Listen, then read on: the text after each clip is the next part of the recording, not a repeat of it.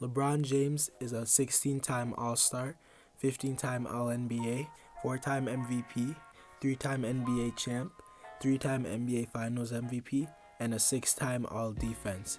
He is an undeniable top 5 player in history and the greatest player in the 2010 era. But with him being so great, it often comes with many criticisms. Often many are undeserved, such as him not being clutch and him lacking killer instinct, which is simply not true. But none are bigger than his finals record. What's up, guys? It's your number one preaching basketball here, preaching facts about basketball. Today I will be busting the myth, which is LeBron's 6 NBA Finals losses and why it shouldn't be used against him as much as it is. Don't forget to like, comment, and subscribe for more quality content, and into the video. In the 2007 NBA season, the Cleveland Cavaliers finished with a 50-32 record, good enough for the second seed in the Eastern Conference. LeBron led, averaging 27.3 points per game, 6.7 rebounds, and 6 assists on 47% from the field and 31% from 3. In the first round, they would sweep the Washington Wizards, with LeBron getting plenty of help from his role players. In the second round, they faced the New Jersey Nets and defeated them in 4 games. In the conference finals, they would defeat the Pistons in 6 games, including Game 5 where LeBron would score 48 points, including 25 straight points in the fourth quarter. In the NBA Finals, they would face the San Antonio Spurs, led by Tim Duncan, Tony Parker, and Manu Ginobili. They would get swept, with LeBron averaging a bad 22 points per game, 7 rebounds, and 6.8 assists on 35% from the field and 20% from 3. But although he played so bad, he got no help from his role players, with his second leading scorer only averaging 12.8 points per game and only one other double-digit scorer. Meaning the number one defensive team Spurs could focus all their defense on a young LeBron James without a jump shot. In my opinion, it's more impressive that he even led this team to the finals in the first place. The fact that he led a team with his second being Larry Hughes, who averaged an inefficient 14.9 points per game on 40% from the field in the regular season, all the way to the finals, is more of an accomplishment more than an indictment on his legacy.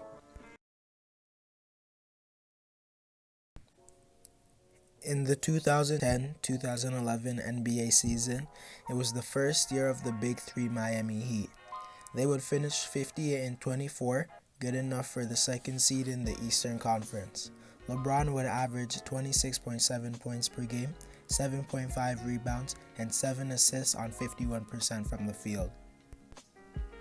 In the first round of the playoffs, they would face the Philadelphia 76ers and defeat them in 5 games. In the second round, they faced the Boston Celtics and defeated them in 5 games. In the conference finals, they defeated the MVP Derrick Rose-led Chicago Bulls in just 5 games as well. In the NBA Finals, they faced the Dallas Mavericks, who weren't even supposed to get out of the first round. The Mavericks would defeat the Heat in 6 games, and in this series, there's no excuse for LeBron to not have won.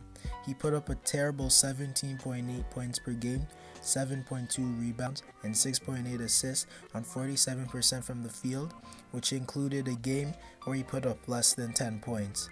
This was simply a total failure, and it deserves all the criticism that it received. Dwayne Wade showed up in the series, averaging 26.5 points per game, 7 rebounds, and 5.2 assists on 54% from the field. LeBron underperformed in this series, and there's no reason why he didn't produce. It was just a bad moment.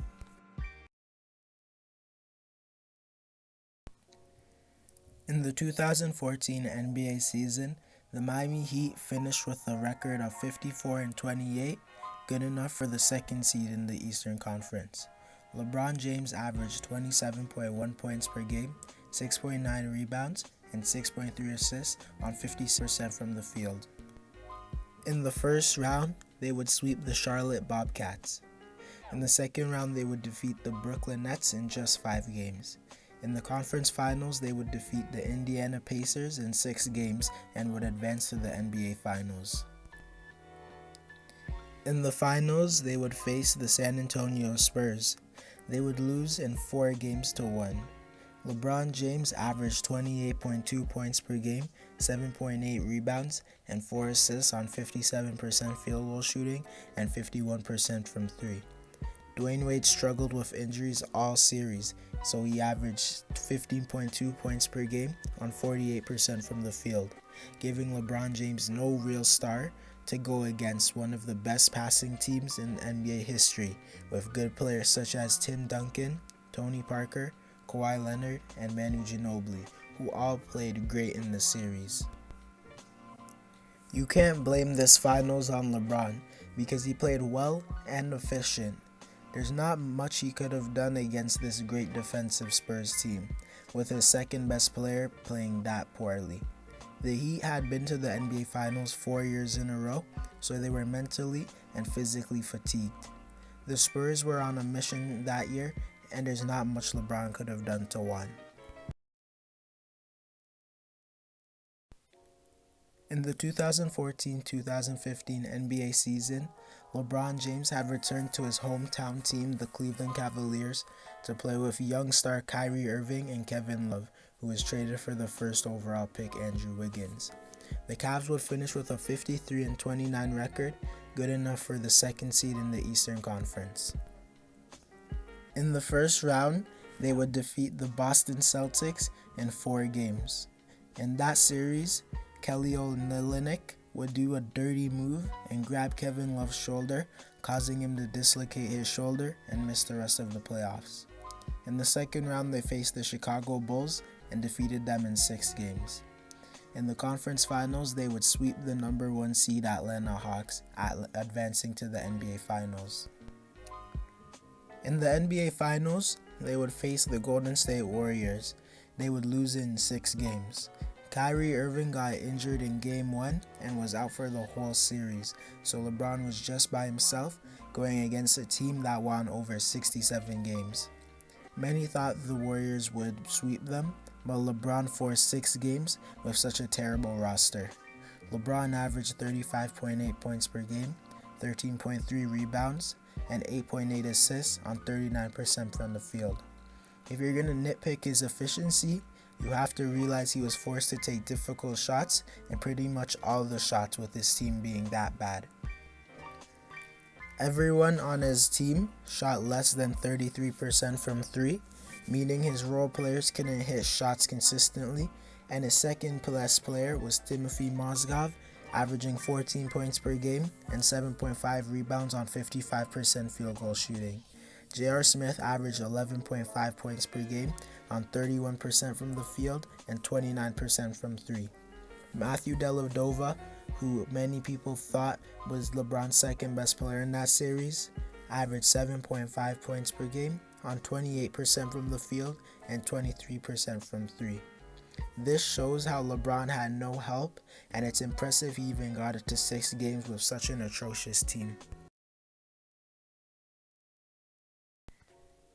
In the 2016-2017 NBA season, the Cleveland Cavaliers had just came off a 2016 NBA championship, coming back 3-1 to the Golden State Warriors.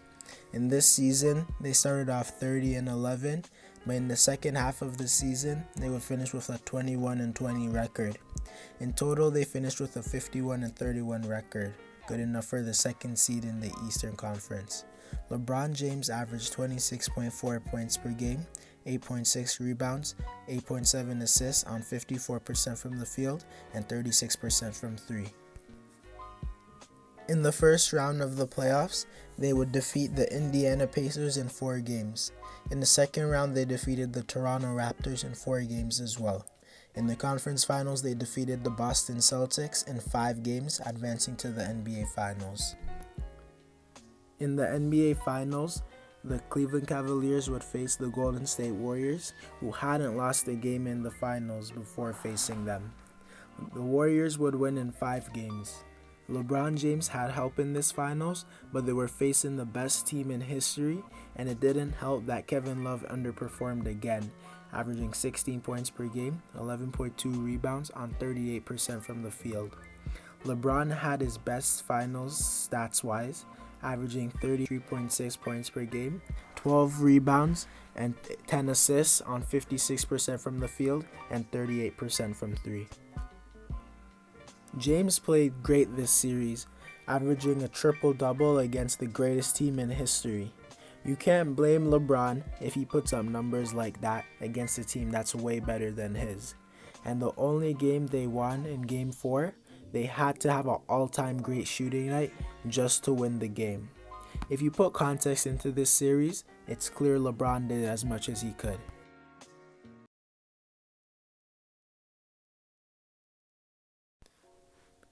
In the 2017-2018 NBA season, the Cleveland Cavaliers had traded Kyrie for Isaiah Thomas, Jay Crowder, and a Brooklyn Nets first-round pick. Isaiah would end up missing the first half of the season. They also signed Dwayne Wade and Derrick Rose, but at the trade deadline, they would trade all the players for George Hill, Larry Nance Jr., Rodney Hood, and Jordan Clarkson. The Cavs would finish with a 50-32 record and the 4th seed in the Eastern Conference. LeBron James averaged 27.5 points per game, 8.6 rebounds, and 9.1 assists on 54% field goal shooting. In the first round of the NBA playoffs, they would face the Indiana Pacers and narrowly beat them in 7 games. In the second round, they faced the number 1 seed, Toronto Raptors, and defeated them in an embarrassing 4 games. In the conference finals, they faced the Kyrie-less Boston Celtics, with them being led by young star Jason Tatum and Jaylen Brown. Cleveland would defeat them in 7 games, advancing to the NBA Finals. In the NBA Finals, the Cleveland Cavaliers would go against the Golden State Warriors. The Warriors would sweep the Cavs, including a Game 1 where LeBron James scored 51 points and J.R. Smith and George Hill gave the game away, with J.R. Smith running out the clock and George Hill missing the free throw. In the series, LeBron averaged 34 points per game, 8.5 rebounds, and 10 assists on 52% from the field. He had another great series. He was going against the best team all time with no help because Kevin Love averaged 19 points per game and 11 rebounds on 40% from the field and 32% from 3, still not having a good finals performance. Him and Love were the only double-digit scorer. The whole team shot a combined 29% from 3, meaning LeBron's role players couldn't even hit their easy shots. LeBron completely lacked any help going against a team with 4 All-Stars, so it was unreasonable to expect him to win. In that series alone, LeBron scored 1/3 of his team's points. I don't think any player could have defeated the Warriors that year with that Cavs team. To conclude this video, LeBron shouldn't have his NBA Finals record brought up as much as it is, because if you put context into most of them, there was either no way for him to win, or he did everything he could do. Anyways guys, that's it for the video. Don't forget to like, comment, and subscribe. Drop below if you agree or disagree. I respond to all comments. Preaching basketball out.